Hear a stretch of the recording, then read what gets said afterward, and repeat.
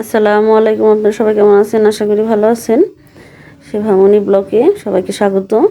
আজকে নিয়ে এসেছি ছোটো একটি ব্লগ ভিডিও। দেখেন আজকে আমি কিভাবে সারাটা দিন কি কাজ করছি সেইটাই আপনাদের সাথে আজকে শেয়ার করব। প্রথমেই আমি এই চিকেনগুলা দেখাইতেছি। আমি যখন চিকেন মুরগিগুলা মানে জ্যান্ত ছিল সেটা দেখাতে পারি নাই। যাই হোক, আমি তখন ভিডিও ধরার মতো কেউ ছিল না, আর অনেক তাড়াহুড়ার মধ্যে করা হয়েছে, সেই জন্য আমি আজকে একটু কমের মধ্যে পাইছি দেখে আমাদের এলাকায় আর কি মুরগি নিয়ে আসছিলো ফার্মে থেকে, সেইখান থেকে আর কি এই মুরগিগুলো নেওয়া। আমি বড় বড় 8টা মুরগি নিয়েছি। 8টা মুরগিতে আমার 30 কেজির উপরে হয়েছে। আর এখানে আমি প্রসেসিং করার পর দেখেনি যে এইগুলো কিন্তু গলাগুলো একেবারে কুচি কুচি করে কাইটা রাখছি, যে কোনো রেসিপি বানানো যায়। এইগুলা যেমন বিরিয়ানি করা যায়, সেই জন্য আমি একেবারে রেডি করে রাখি। আর রানের আগের যে কতখানি থাকে সেইটা আমি রোস্টের জন্য রেখে দিছি। এইগুলা কি মানে আপনি প্রসেসিং করে রাখতে পারলে যখন যেটা লাগে তখন সেটা ব্যবহার করা যায়। আর এইগুলা বুকের পাটগুলা, আমি বুকের পাট কখন আমার মানে রান্না করলে ঘরে খেতে চায় না, সেই জন্য আমি এইভাবে রাখি। আপনি কিন্তু এইভাবে রাখলে দেখবেন আপনার যে কোনো একটা রেসিপি সন্ধ্যাবেলা বাচ্চাদের নাস্তা হিসেবে কোনো কিছু করলে তখন এগুলা করা যায়। আর এটা হলো খাঁচাটা, গলার আগের খাঁচাটা। এগুলাও কিন্তু আপনি যে কোনো একটা রেসিপি করতে পারেন।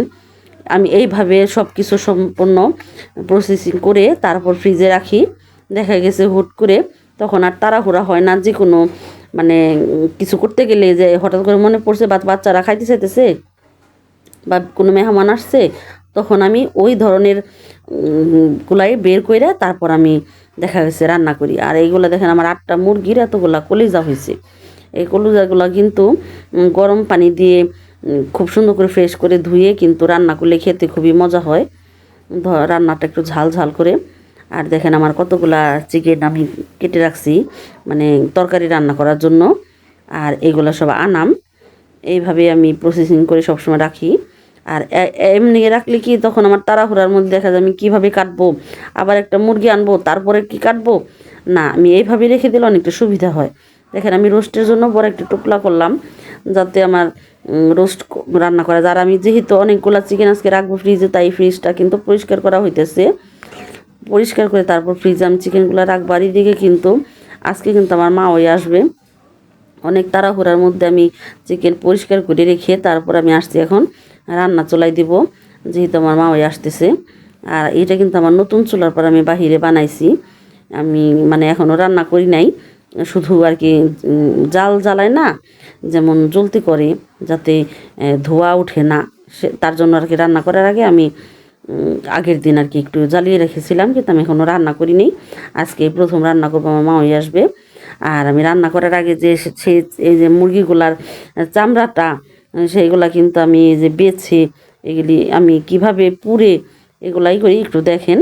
এইভাবে খুব সুন্দর করে পুড়ে আপনার ওই যে আমরা তো বলি ভাইতা পশম, এক এক ডিস্ট্রিক্টে এক এক রকম বলে। যাই হোক, আমাদের দোহার নবগঞ্জে ভাইতা পশম বলে। যে আমরা ভাইতা পশম গিলে দেখা যায় রান্না করলে না পুড়লে না পরে দেখা যায় যে দাঁড়াই রয়েছে, তখন ঘৃণা লাগে, খাইতে ভালো লাগে না। আর এই চামড়াটা কিন্তু আপনার প্রসেসিংয়ের উপরেই সব কিছু। দেখতে সুন্দর হইলে খেতেও ভালো লাগে। আমি খুব সুন্দর করে পুড়ে নিচ্ছি। আর এই যে পাগুলি কিন্তু আমি গরম পানি করে সেদ্ধ করে সম্পূর্ণ পরিষ্কার করছি। এখন কেটে নিলাম জারিগুলা, আর ওই যে পাখনা আর চামড়াগুলা আমি খুব সুন্দর করে কেটে পরিষ্কার করে আমার মাছ ধোয়ার যে হাতানি সেইটার মধ্যে আমি লবণ দিয়ে খেচে ধুয়ে একেবারে সাদা ধবধবে বানাই ফেলি। এটা কিন্তু আপনার যে কোনো দেখা যায় গেছে একটু চামড়া আপনি নরম নরম খিচুড়ি রান্না করলে সবজি দিয়ে না দিলে খুব ভালো লাগে, বা ভুনা করলে বা আপনার পাতাকপি ভাজি যে কোনো ভাজির মধ্যে দিলে খেতে ভালো লাগে। আমি খাই, অন্যকে কেমন খায়, কিন্তু আমি এইভাবে খাই আর কি, ভালো লাগে আমার। আর এখন আমি ওইগুলো আমি এত মানে দেখাইতে পারতেছিলাম না, খুব তাড়াহুড়ার মধ্যে ছিলাম। আমি এগুলো পরিষ্কার করে এখন আসছি রান্না করার জন্য, যেহেতু আজকে অনেক প্রকারের রান্না হইব, সেজন্য আমি এই যে তাড়াতাড়ি করে একটু রান্নাটা চলাই দিলাম। আজকে আমার মা ওই আসবে। আর আজকে কিন্তু আমার মানে ভাইয়ের বউয়ের জন্মদিন, সেই উপলক্ষে আর কি আমার মাওই বলল যে আসবো। যেহেতু মেয়ে জন্মদিনে মা যতই মেয়ে বিয়ে হয়ে যাক, তারপর কিন্তু মায়ের একটা মায়া মহব্বত কাজ করে যে আমার মেয়েটা কোথায় আছে, আজকে জন্মদিনের দিন। যাই হোক, আসবে সেই জন্য আমি রান্না বাড়া করতেছি। আমি কিন্তু ওই যে অনেক ধরনের রান্নাই আজকে করতেছি। আর আমার এখানে মানে তাড়াহুড়ায় দেখা গেছে কি মানে সবগুলো আমি একসাথে রেডি করতে পারি নাই, সেই জন্য আমি একটু দেখাইতেও পারলাম না। যে এখন আমি আগে চিকেন রান্না করব, ডিম ভুনা করব, আর পিঠে বানাবো সন্ধ্যার। আমার মা ওই যেহেতু সন্ধ্যার দিকে আসবে, সেই জন্য কিন্তু আমি মানে একটু সুবিধা হয়েছে, অনেক কাজ করে তারপর আমি আসতে পারছি রান্না করতে। আমার তেমন একটা সমস্যা হয়নি। দুপুরে আসবে না, আর আমার দুপুরে এবং এমনি রান্না হয়েছিল, আমার বাসার সবাই আমরা খাইছি।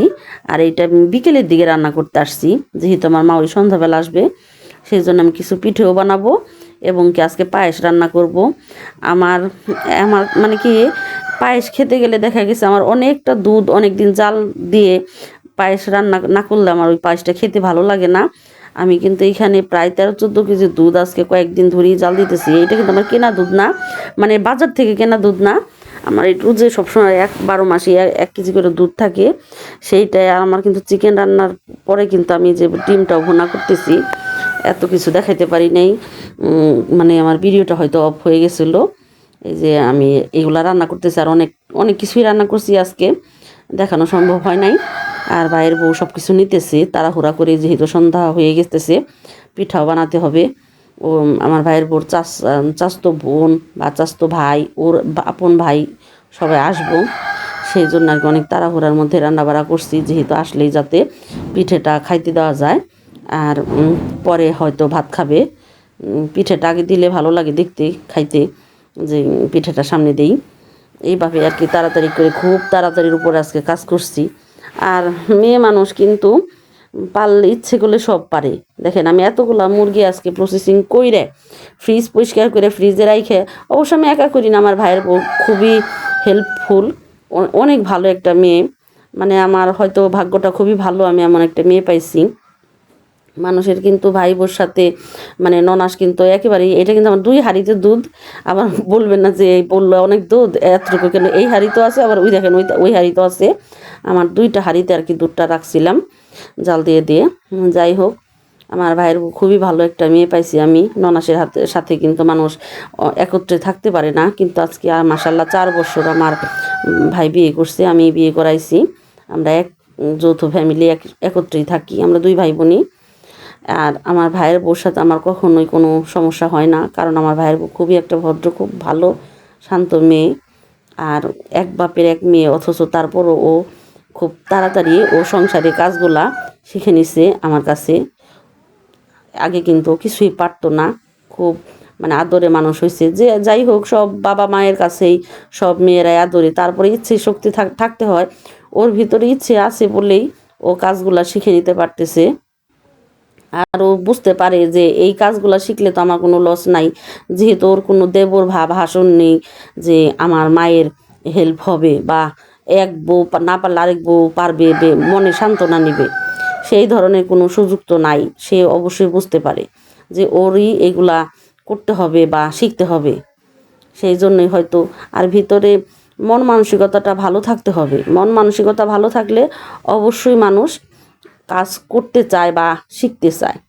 যাই হোক, আপনাদের সাথে কথা বলতে বলতে দেখেন আমার পায়েসটাও কিন্তু হয়ে গেছে।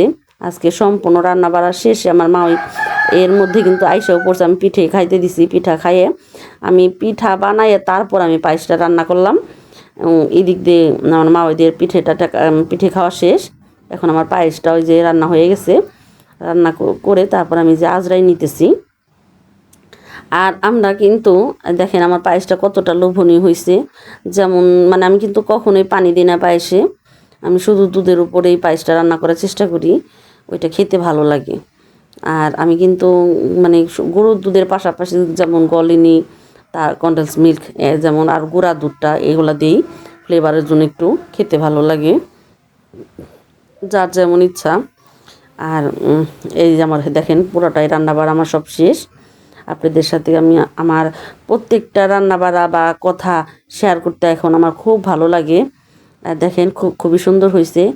আজকে তো অনেক কথা বললাম এই ছোট ব্লগটা নিয়ে। আজকের মতো বিদায় নেব। দেখেন আমি কিন্তু পরে একটু আপনার এই যে ছিটাই দিছি, জাফরান ছিটাই দিছি। এগুলি বাহিরের খুবই ভালো, স্বাস্থ্যের জন্য অনেক উপকার। দেখেন এই যে কতটা সুন্দর লাগতেছে। আজকে এখানে বিদায় নেব। আল্লাহ হাফেজ।